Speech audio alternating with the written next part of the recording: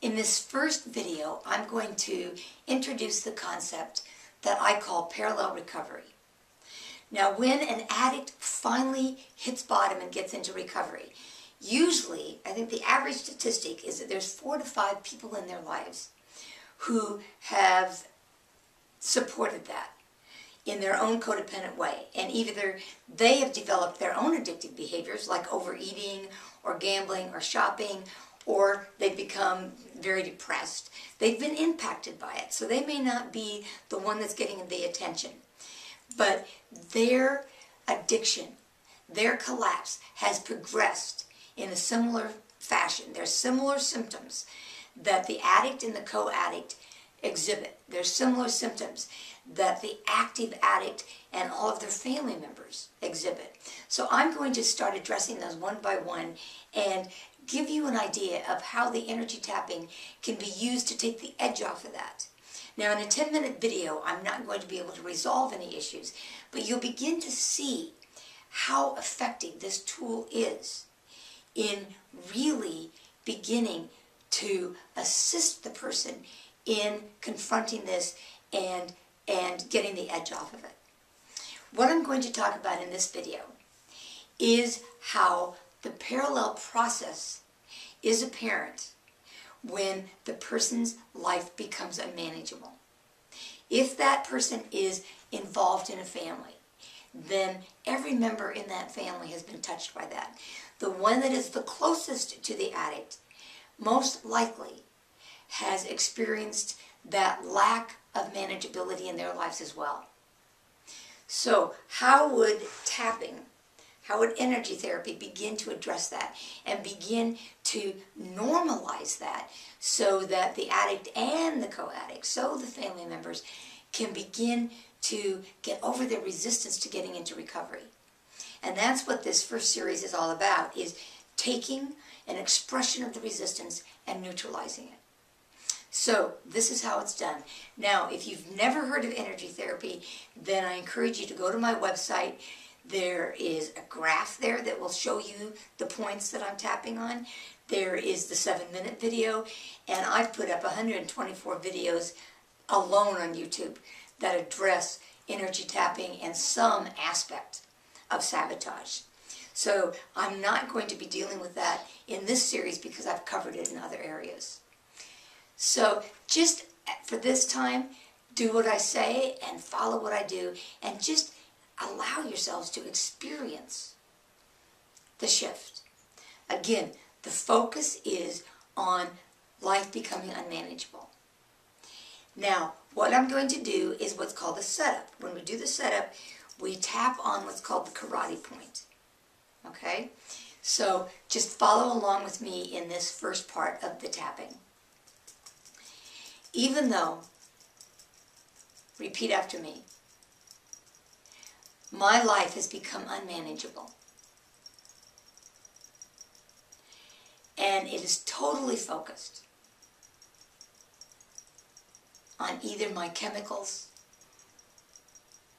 or the person in my life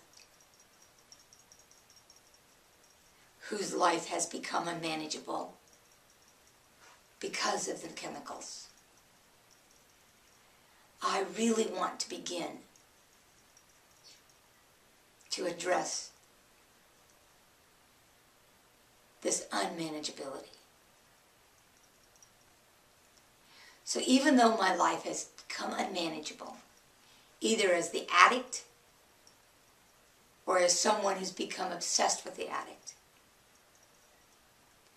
I really want to take the edge off of my resistance so I can begin to get help. Okay, so what I've done is I have given voice to the polarization. I've given voice to the resistance and voice to the desire to change. In tapping, what we do is we first neutralize the negative, move to the possibility of change, and then tap in the conviction to do something different. And you'll see how I'm going to do that now. Now, the points themselves are as follows. We start with the eyebrow point. We go to the side of the eye, under the eye, upper lip and lower lip together, collarbone, under the arm, about 6 inches underneath the armpit, the rib point, which is this bone right. If you just follow the nipple down, there's a bone right there. You tap on that. The wrist, which are just these two parts of the wrist, and then the head. So we work around the body, down the body, and end up back on the head. We just tap for about 5 to 7 taps. What I do is I tap until I say what's called the reminder phrase, and then I move when I say a second reminder phrase. All of this will be made more clear if you watch the original videos. So again, just say what I say and follow with what I'm going to do. I'm going to first neutralize the negative, move into the possibility of change, and end with conviction. My life is really unmanageable, right there. Boy, my life is unmanageable. I can barely function anymore. All of this acting out, all of this obsession, it's overtaken my life. My life is unmanageable. My life is really unmanageable. I need to change. I really need to do something different. I want to do something different. Part of me really wants help. But I'm so scared. I feel so overwhelmed. Maybe if I just take it, one day at a time, maybe I can allow myself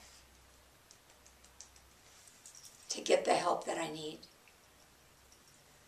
Maybe I can allow myself to get the help that I need.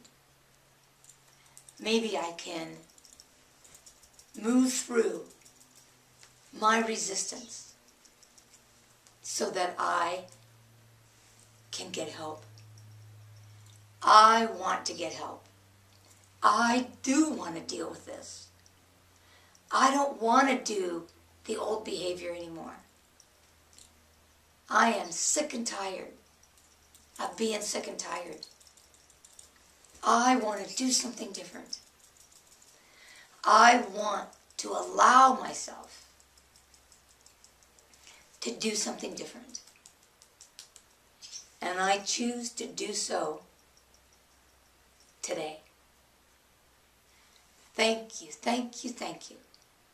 Now that gives you an idea of how the alcoholic or the co-alcoholic or any member in the family can begin to deal with their resistance to even allowing themselves to get help. I hope this has been useful.